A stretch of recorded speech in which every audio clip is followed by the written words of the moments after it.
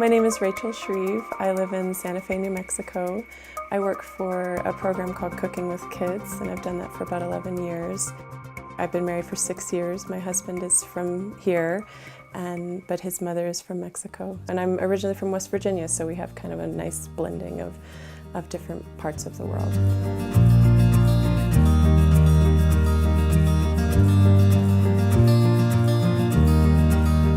I was born in 1982 in West Virginia and grew up there until, so I lived there until I was 17. My sister is 3 years older than I am. My father is a United Methodist minister. My mom was a trained kindergarten teacher. She didn't teach after she had children, but I feel like I was her kindergarten student. We were always learning things in the home.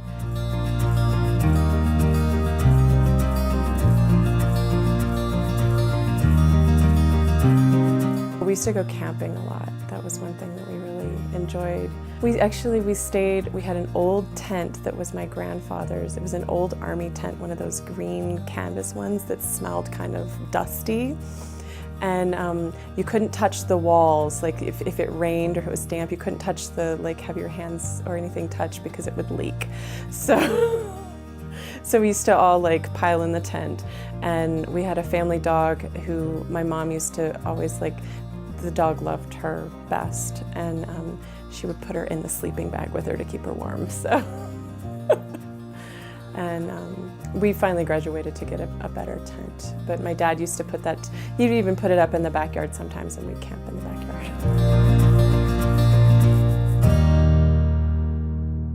I was a really serious student, and I was very diligent. I was a perfectionist. I wanted everything to be just right. I didn't talk in school. I was really quiet and very shy.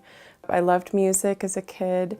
My sister was taking piano lessons when she was my older sister, and after she would practice, I would go and play try to figure out what she was playing, and she kind of hated piano lessons, and so my mom finally said, "Do you want to take piano lessons?" So they let me do that, and she played the trombone.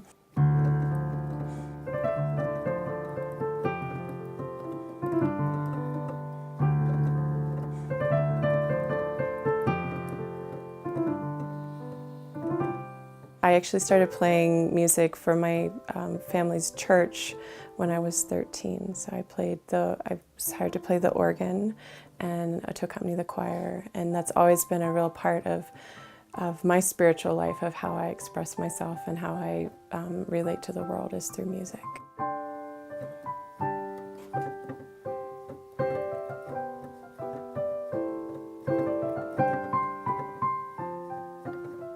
I actually didn't start singing until about maybe 5 or 6 years ago, and I was too shy to sing.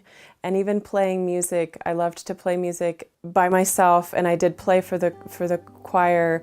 When I played for other people singing, I felt like I could kind of hide, and they were the performers. Anytime I had to play by myself, I would get nervous, and I would do it, but my hands would shake, and it was challenging. But I really loved it enough to do that in spite of all the nerves and being afraid. So. Oh Lord, enable all the peoples of the earth to gain admittance into the paradise of thy faith, so that no created being may remain beyond the bounds of thy good pleasure. From time immemorial thou hast been potent to do what pleasest thee, and transcendent above whatsoever thou desirest. I would be classified as what you would call a tomboy, but I hate that term. I had very short hair. A lot of times I was mistaken for a boy. And I ran track, I swam on the swim team, I started playing soccer when I was in high school, and that's kind of what I remember of middle school. When I was a junior in high school, I actually applied to become a Rotary exchange student, and I went to Costa Rica my senior year of high school. And I lived with 2 different families and learned to speak Spanish. And that was a really life-changing year for me. In part, I went because I was really wanting to learn about other cultures, and in part I went because I hated high school so much, and I just wanted to move forward into other parts of my life, and I was ready to get out of kind of very small town. We had 1 high school in our whole county. It was very small. Everybody knows everyone, which can be really lovely and at the same time can be really challenging when you get kind of put into a box and this is who you are.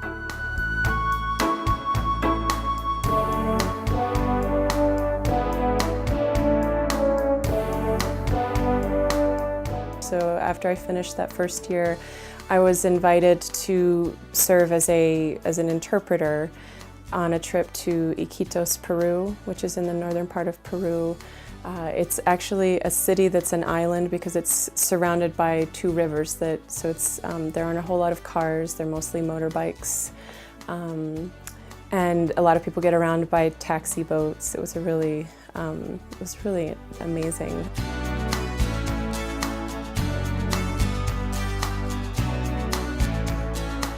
I was part of a group called Medical Missions that, and my understanding was that I would be interpreting and helping with some construction, that we were going to be renovating some medical clinics in villages along the Amazon River.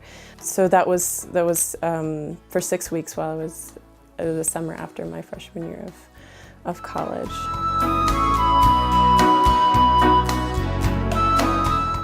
My understanding was that it was medical missions, so it was kind of primarily science-based or based in providing services to the population in Iquitos and then the surrounding villages. But they were a Presbyterian organization, and they were really excited when they found out that I was a minister's daughter, and they asked me to interpret for some church services. And I thought that would be okay. But at one point I was asked to interpret that if people were not going to become Christians, that they were going to go to hell. And I refused to say that. I just couldn't bring myself to say it. So I said that God loved all of them and each and every one of them. I just interpreted it differently. And the people who said it didn't know that I did that. I just changed it. Because I couldn't say you must believe in Jesus Christ or you will burn in hell. I just couldn't say that kind of statement. I didn't believe it. And so I said, God loves each and every one of us, and we are all children of God. And that kind of set me off on this search of saying, well, why are we saying this? Why is the Christian church saying this? And it's actually that not everyone in the Christian church is saying that. And my dad never did. I did talk to my dad about it, and he was very upset because, when I was little, I remember having conversations. I remember asking him, well, what about people who are in the Pacific Islands or, on remote islands that have never heard of Jesus or have never heard of Christianity? And he said, they're children of God. So basically I said the thing that my dad taught me when I was asked to interpret. And that was what I was raised with. That was the kind of Christian faith that I was raised with, that was actually so accepting and so loving to everyone.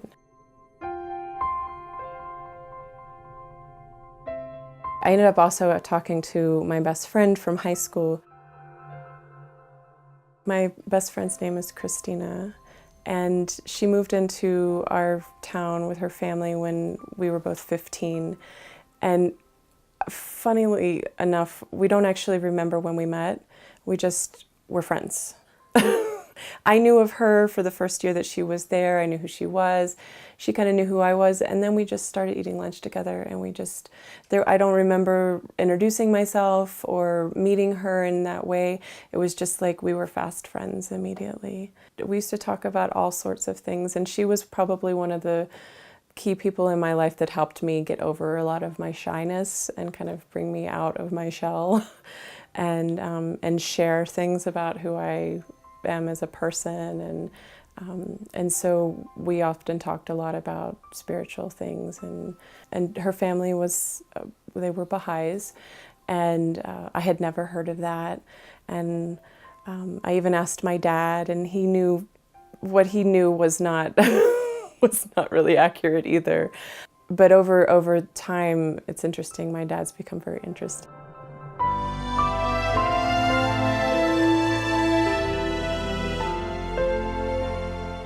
When I got back from Peru, I talked to her about this whole experience that I had, and I said, "What does the Baha'i faith say about this?" And she knows me so well. She didn't say anything. She just said, "Well, here's a couple books," because that's kind of how I approach things. I'm very independent in my approach towards learning, and if someone tells me something, I'm going to go think about it myself, or read or research it and figure it out. I'm not just going to take it for like, okay, I believe you.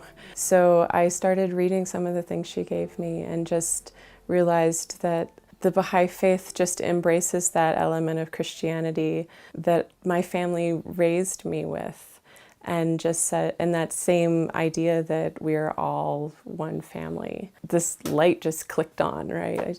But then I had to go, oh, am I not a Christian anymore? How does this work? And which was really interesting journey, and it was about being able to talk with everyone in my life openly about spiritual matters, more so than I even had before, which is kind of a scary thing. We don't talk about those things with everyone. You know, my best friend, yes.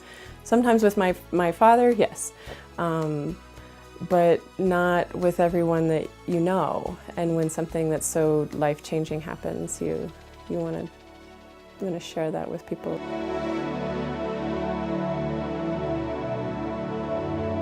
Went to college at Elon University in North Carolina. It's in Burlington, near Greensboro.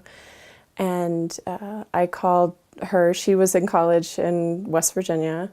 And I said, I think I'm a Baha'i, but I don't, like, what do I do? Is there anything I'm supposed to do? And she goes, no, you just are one. You kind of always have been. And I think that's I think that's true. I think that the things that I believe about the world that I grew up with, this kind of was just a new expansion of that.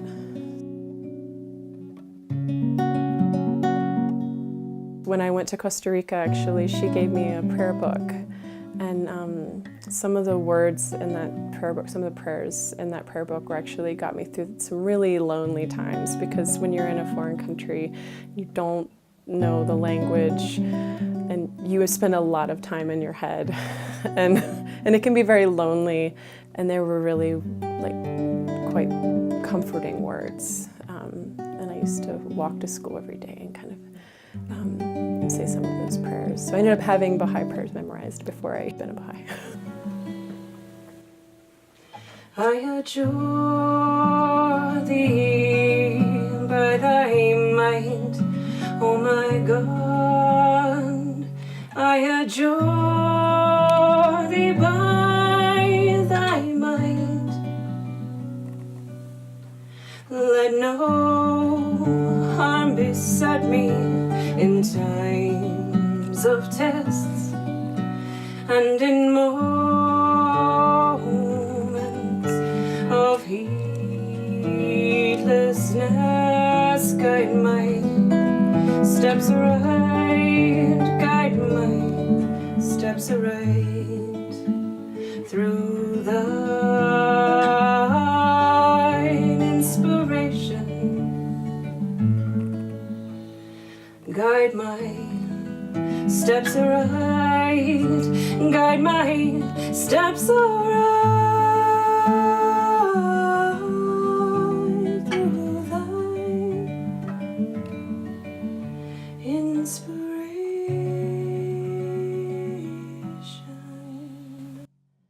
So I became a Baha'i in September of my sophomore year of college. It was 2001. And my parents were coming to visit me on my birthday, which is March 2nd, which was the first day of the Baha'i month of fasting. And I knew I was going to be fasting, and I didn't know how to explain that to them without telling them I was a Baha'i. And I was kind of terrified.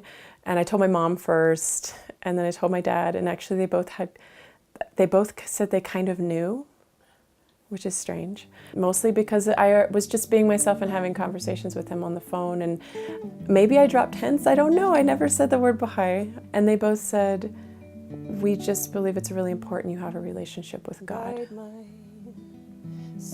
they said, and if this is part of your journey, then we support you. Steps around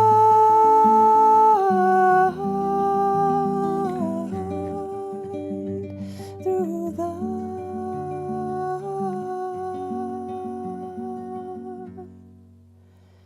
inspiration.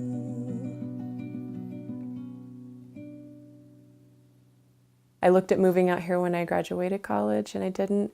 And then I was working in Raleigh, living in an apartment with my sister, and in a really hard job. I was working with children and women who had left abusive situations. So I was working in a shelter, and that was really, really trying.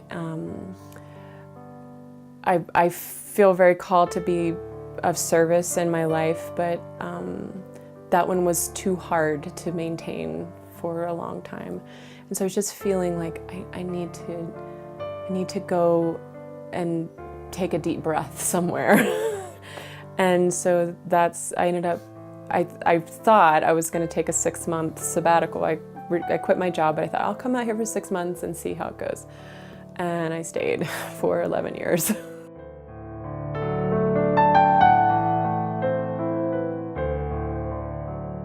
I actually started salsa dancing in Costa Rica.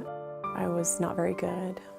And I guess in some ways I'm always trying to do things that are hard because I'm hard on myself and I want to be a better person. So I picked a really hard thing. I picked a really hard recipe to cook. I picked the, like, if it's a big party and I'll pick a recipe I've never cooked before and try it. But anyway, I really enjoyed it. And so then over the years I danced in college and I would go out with friends. And so there's a salsa dancing community here in Santa Fe.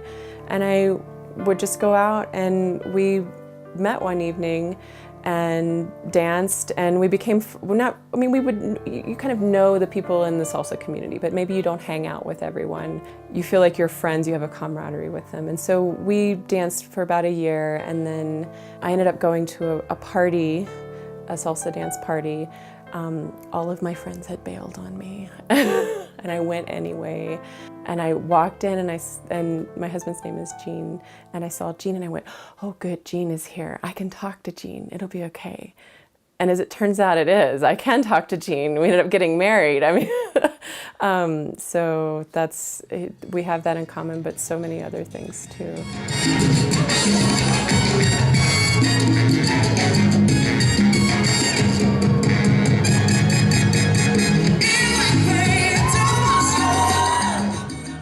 I got married in 2011. Yeah, 6 years. September 3rd. So we just celebrated our 6th anniversary.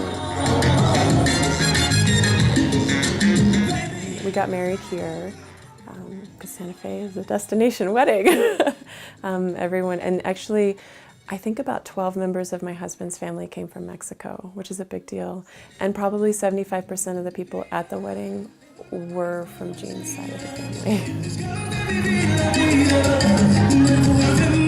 I started working for a nonprofit when I moved to Santa Fe. I first worked for a bookstore. I said, no more nonprofits, no more social work for a while. But then my neighbor worked for a program called Cooking with Kids, where they go into the schools and do hands-on cooking classes with kids, even as young as age 4 all the way up to age 12, with the premise that when kids help make their own food, they're more excited to eat it, which is true. I've watched it happen over and over again. And they'll eat kale, they'll eat carrots, they'll eat tomatoes. So she worked for Cooking with Kids, and she said, "Oh, you would be great," because I did work in catering, and I had become a vegetarian right around during college as well. And so I was really interested in cooking, and I spoke Spanish. She said, "Those three things, put them together, you would be perfect for Cooking with Kids." And so I applied, and I started working at a school. So I was based in a school and taught for 6 years there, and now I still do occasionally teach classes, but I've help with development and support the program in other ways.